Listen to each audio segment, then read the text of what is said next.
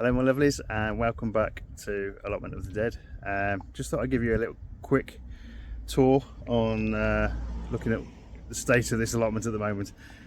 Needs a little bit of work, but we got to that time of year where everything starts to die down. Even the weeds start to die down a bit, so it's not quite as much of a fight as it used to be. It's going to take some time probably to get this back under control a little bit, because it looks like some things have gone a little bit astray. We've had so many high winds and rain of late, it's been difficult to get down and do anything substantial, and with the dark nights coming in quite early, again it's been so difficult in terms of getting down. So we'll take these times when we can. So down at the weekend, hopefully we can get something sorted today. So just show you what's going on. Okay, so the hawksallotl or Aztec broccoli got these lovely nice big red spears of the flower spears. So this is something that's going to be going to seed quite quickly now. So we'll probably have to take it out, otherwise I'll probably have these plants growing everywhere. Not that that's a bad thing, because it's really nice to eat. My shockingly bad parsnips, we should have some still for Christmas, should be fine. And my roselle, so again not done great this year, but I'm starting to get these little calyxes of these nice little red calyxes. I haven't really done much with these over the years. I do like the flowers though. It's a hibiscus family, so the flowers are really pretty. Anyway, let's show you the rest. Okay, so we go round into the aubergine house. So the aubergine house has been a little bit neglected of late, again because of this trying to get down. If you can see through, there's plenty of aubergines left to take. Some have gone a little bit overripe there, nice yellow ones there, but there's still plenty that we can harvest. Going to make some nice aubergine chutney. Again, some nice little long purple ones, and this ping tongue variety. Actually, I think that one might be one of these larger long varieties, but we've still got some we can harvest and use for various things. Marigolds have gone absolutely mad this year in here. Not sure I would grow this variety in here again. It seems to have taken over a bit, but again, the smell of marigolds in here is amazing. Gorgeous little plants. Again, these sacrificial plants that you grow to try and keep the bugs and horrible things away from the from your food plants. But these have done really well. And again, still some nice aubergines over here growing. Ow, they're a bit spiky. Harvested most of the things off here, so I think we're getting to the stage where it's time just to clear this aubergine house out. Put some mustards and things like that in here over the winter, and they should do really well. Temperature wise, we've still got 43 degrees, but there you see that horrible number at the bottom. We've had the first frost really here, which is 2 weeks early, maybe 3 weeks early. We usually get them around the first week in November. I normally have all of my chilies dying that first week of November. Okay, so we'll have a glance through into the, I'm not sure you can see that actually. Let's see if we can go to the end. So this is the brassica cage, so there's still some nice kale growing here, and we'll harvest some of that today for dinner, having a bit of a roast. And the Cavolo Nero kind of type there. There is a couple of cabbages, again not done particularly well this year, but we'll see how that goes. Okay, we'll move past the shed. So the dahlias, bit of a second flush of these. Again, they've done really well this year. I've taken plenty of these down to the cemetery for my mum's grave, and they've done really well down there. Let's get past this nice jasmine, which I'm going to have to probably cut back quite heavily this year because it's gone mad. Okay, so the perpetual kale is still looking mighty impressive, and the sweet corn has gone over now. So what I'm going to do is chop that down to the ground and leave it there, I think, because next year it should grow back probably twice or 3 times as much. You normally plant the roots to actually get this growing.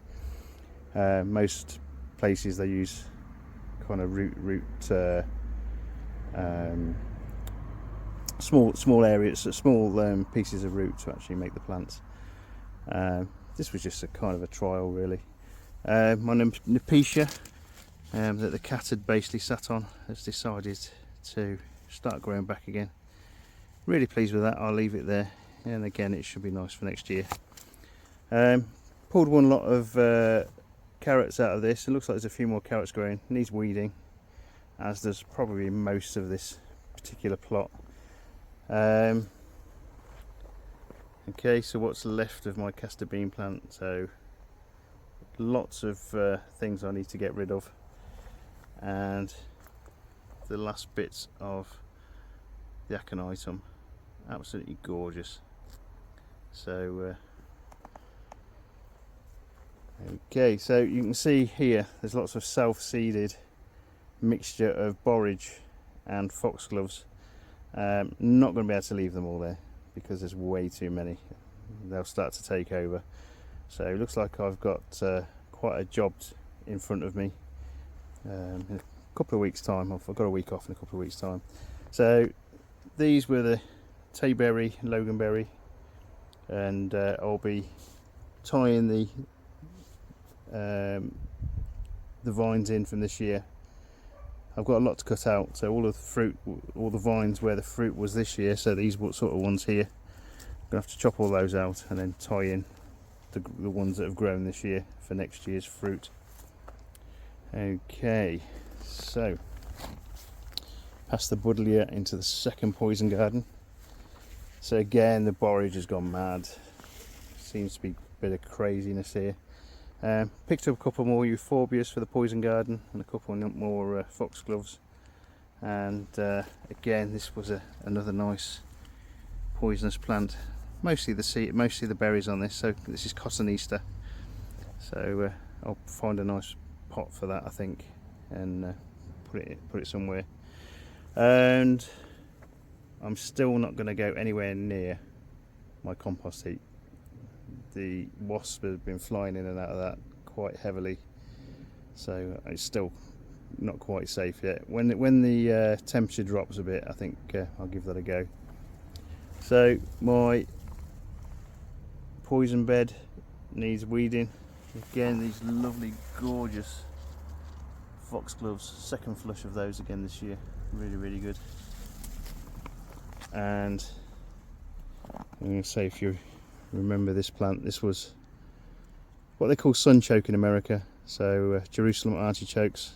I grew them 4 years ago, and they are still growing 4 years later. You leave one tuber in, they'll all come back.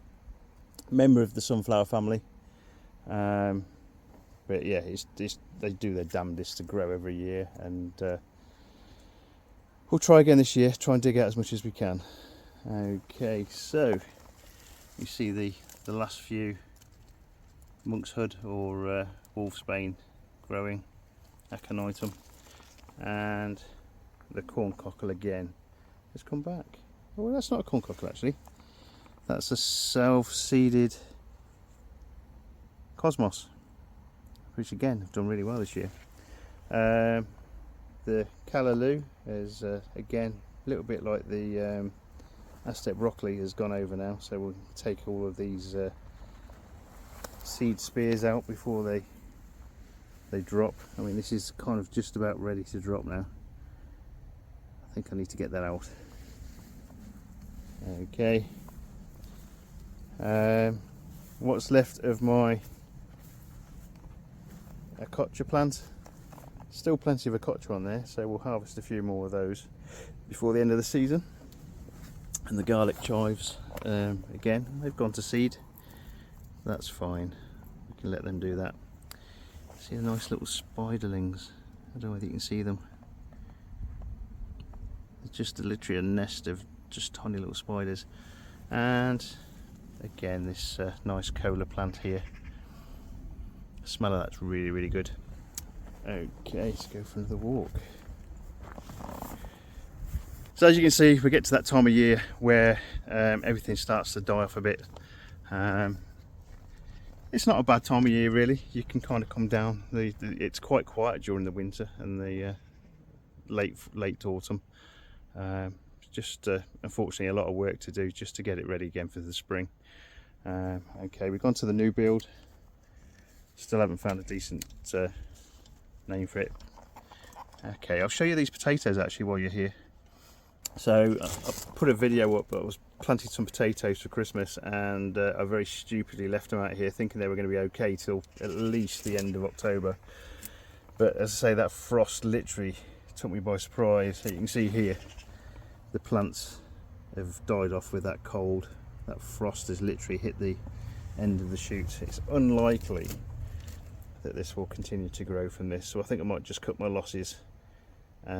Once I've cleared some of the beds, I'll turn these out and see if I've got any potatoes in there. There should be a few still. Okay, my strawberry bed needs a bit of a weeding, and there's lots of these little plants that have been coming off.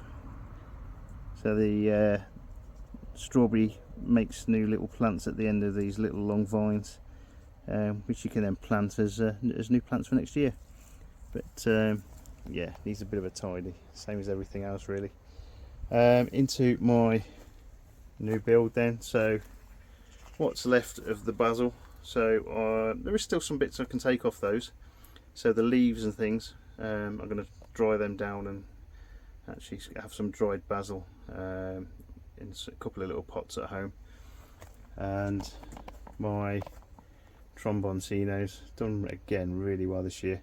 Again, I need to lift them out of this water. The thing about letting them dry off in a place like this is to make sure they do actually dry off. I think I must have a bit of a leak in here somewhere, so we'll try and fix that while we're here. Put a small plant in here of the angel's trumpet. So it's been quite warm in here, so looking at the temperature, it hasn't got down as far as the aubergine house, so it's 2 degrees.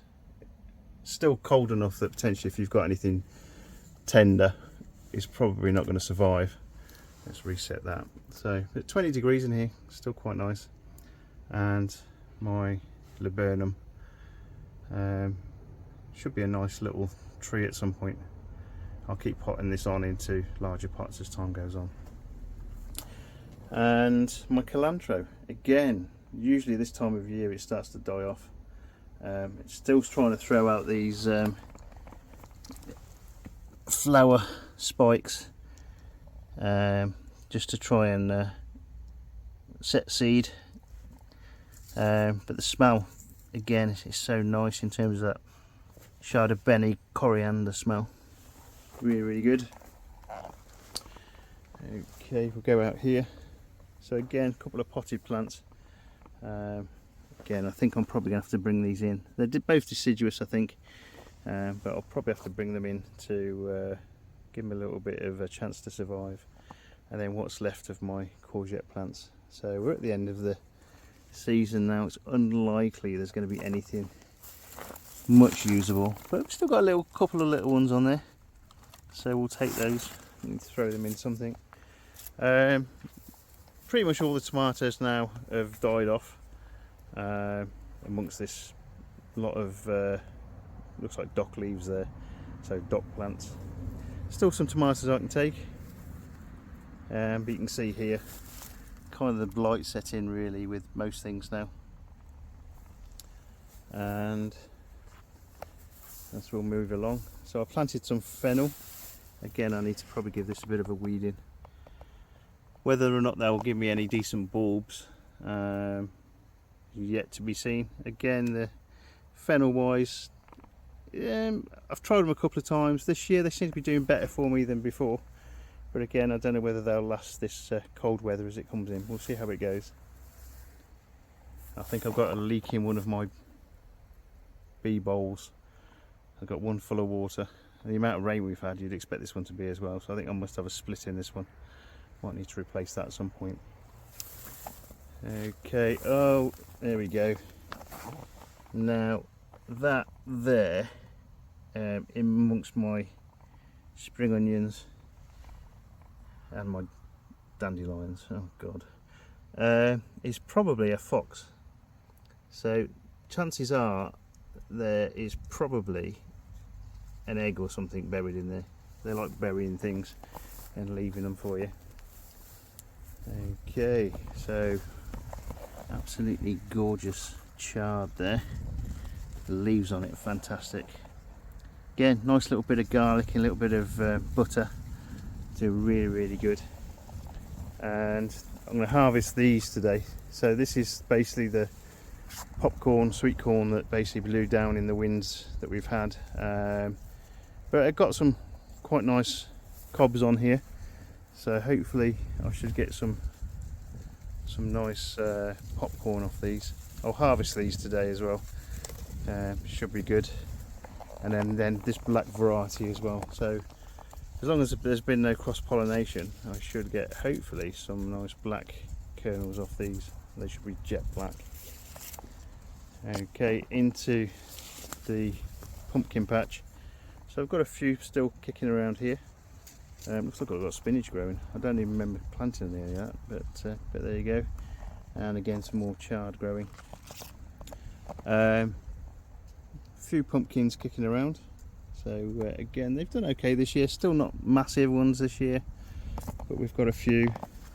It's actually a shame that these actual flowers on the bindweed look so nice, but horrible plant. Takes over everything if you're not careful. Especially these upright, erect constructs. They'll try and head as high as they can, really, looking for the sun. Again, the cosmos this year has been absolutely gorgeous. So these have been flowering since probably early May time, and they just don't seem to want to stop. Absolutely gorgeous plants. Again, the flowers are absolutely fantastic. So a variety of different pumpkins kicking around. So a nice little knobbly one there.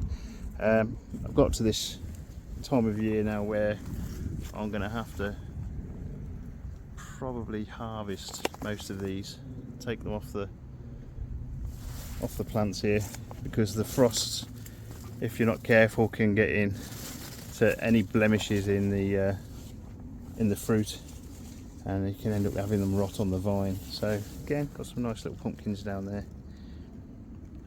Again, different varieties, and I think that's a Crown Prince, but a nice tiny little small one. And again, white purity cosmos.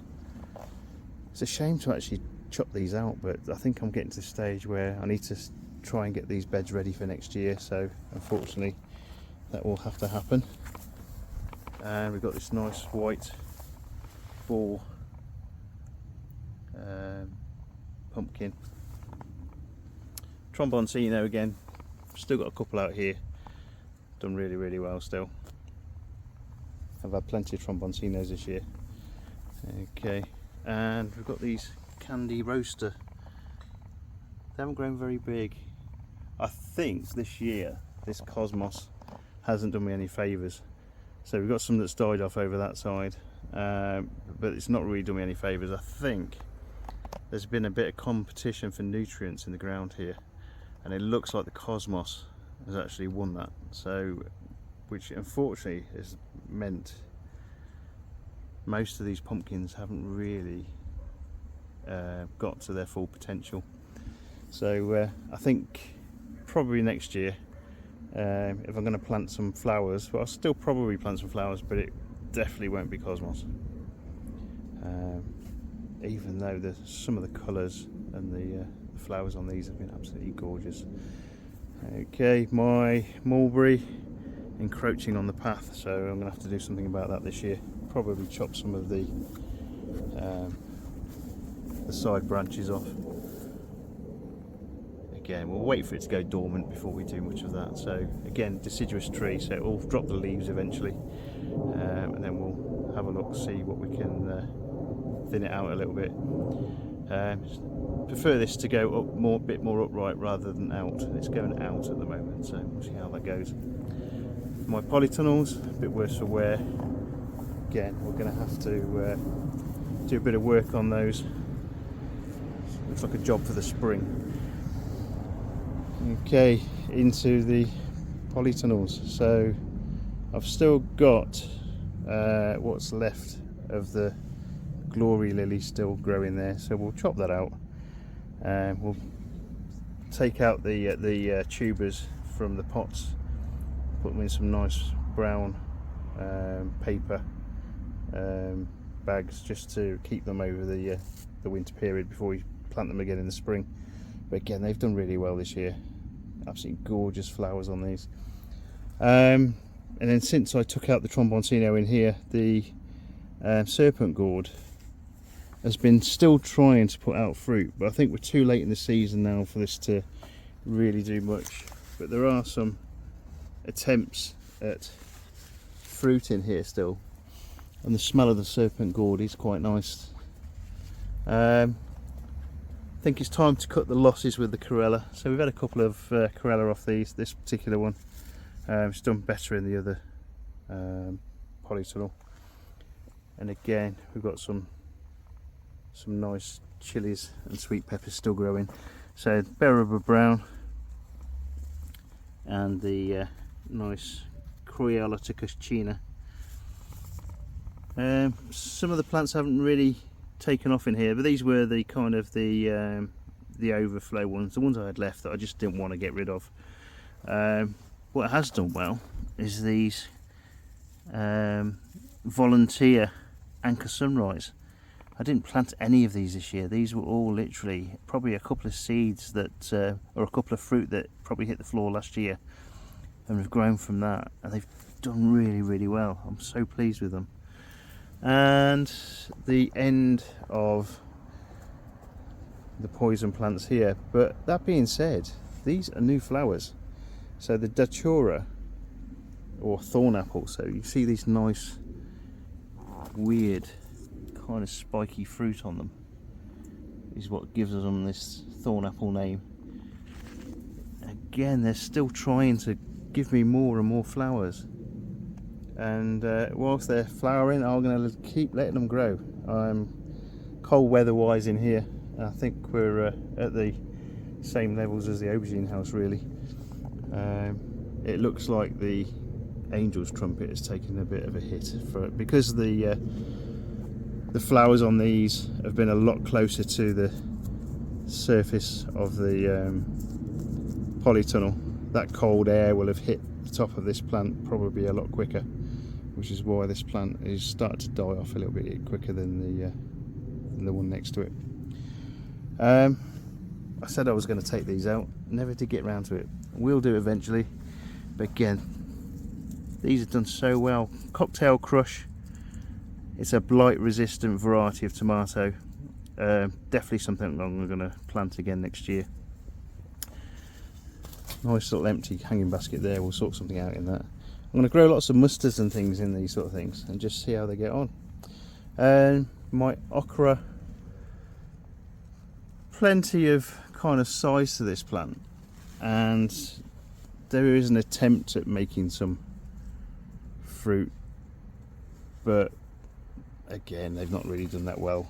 I've got kind of a couple of okra kicking around, but again, not great. So again, I'm probably not going to grow this next year, although those hibiscus flowers, when they come out, they do look absolutely gorgeous. Well, into the last bit of the tour. So I chopped all the cucamelons out, chopped them down to the ground, and it looks like they're still trying to grow.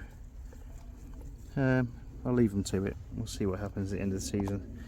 The Onza, plenty of nice red fruit on this, and like I say, if you remember me showing you around this plant a while back, this is a hairy variety of chili. So you can see the fruits actually on these stems have got little tiny hairs all over it. As we go along, so I planted lots of these this year. So this is the lemon drop chilies, again absolutely gorgeous for making chili sauces and things, and I've had plenty of these other cayenne peppers and stuff kicking around. Made some really good jam out of these. Nasturtium, again another sacrificial plant. This sacrificial plant has done so well that it's kind of revived itself 3 or 4 times. Extra growth, again done really well. We'll grow these again just to keep some of the horrible white flies and things away from everything else.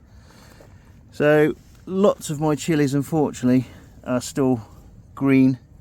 Again, this cold weather, it's probably not very likely that a lot of these will actually go ripe on the plants now, which is a shame. But if you keep them next to some nice ripe chilies you've got at home,